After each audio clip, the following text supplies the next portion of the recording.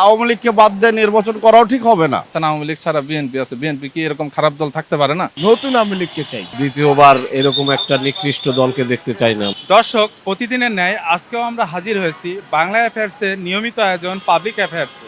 সাথে আছি আমি মোহাম্মদ ইমামুল হাসান।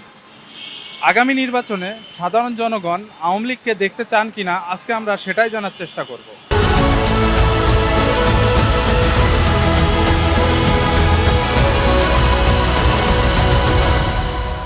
বৃহত্তর একটা দল তারা ছাড়া নির্বাচন ভালো গ্রহণযোগ্য হবে না, তাহলে সাবেক আওয়ামী লীগের মতন হয়ে যাবে। তারা বৃহত্তর একটা শক্তিশালী দল এই দেশের, তারা নির্বাচনে তাদের দেওয়া উচিত।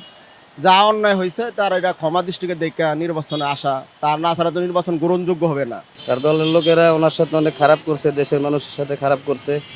আমরাও চাই যাতে এরকম একটা দল আসুক, যাতে সবাই মিলেমিশে আমরা থাকতে পারি। আওয়ামী লীগকে তো দেখাই হয়ে গেছে, যা করেছে দেশের মানুষের সাথে প্রতারণা, কত কিছু করলো। সার্বিক দৃষ্টিভঙ্গিতে এই যে 5ই আগস্টের পর থেকে এ পর্যন্ত সব দিক বিবেচনা করলে বলতে হয় যে আওয়ামী লীগেরই দরকার। সেটা বাংলাদেশের সাধারণ নাগরিক হিসাবে আমি দেখতে চাই না, কারণ বিগত দিনের অনেক কিছু দেখছি, অনেক কিছু শুনছি, দেখছি। মনোনীত প্রার্থী অথবা যোগ্য প্রার্থীকে বেছে এনে সরকারে বসিয়ে দেশের এই সার্বিক পরিস্থিতিকে আমাদেরকে মুক্তি দিতে পারে, এই প্রত্যাশাটাই আমি করি। আর সেক্ষেত্রে আওয়ামী লীগ আসবে কিনা স্পেসিফিক এটা অবশ্যই গণতান্ত্রিক দেশে নির্বাচন হইলে তো আসতে পারার কথা। শেষ পর্যায়ে এসে তারা অনেক ভুল করছে, যেটা আসলে আমরা সাধারণ জনগণ মেনে নিতে পারি না। হ্যাঁ, আমরা আওয়ামী লীগকে চাই, কিন্তু আওয়ামী লীগ আগের যারা ছিল আমরা তাদের চাই না। দ্বিতীয়বার এরকম একটা নিকৃষ্ট দলকে দেখতে চাই না আমরা। আওয়ামী লীগ ছাড়া বিএনপি আছে, বিএনপি কি এরকম খারাপ দল থাকতে পারে না? জামাতে থাকতে পারে না? তার শাস্তির ব্যবস্থা হোক, যাতে কোনো দলে এরকম খারাপ না থাকে। বিভিন্ন দিক থেকে বিবেচনা করতে গেলে আওয়ামী লীগের প্রয়োজন আছে আগামী দিনে। আর আওয়ামী লীগ নির্বাচনে আসুক, এটা আমরা চাই, জনগণে বিচার করবে ভালো মন্দ।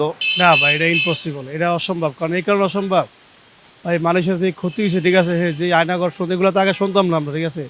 যে আয়নাগর শুনছি 2025 সালে, ঠিক আছে। দেখতে চাই না, কারণ অনেক দুর্নীতি করছে সারা বাংলাদেশ। মনে করেন মেট্রো রেলের নামে যেটা দুর্নীতি করছে, 10 টাকা চাল 80 টাকা করছে। আওয়ামী লীগের নির্বাচনে আসা নিয়ে যেমন সুবিধা আছে তেমন অসুবিধাও আছে, এটাই মনে করছে সাধারণ জনগণ।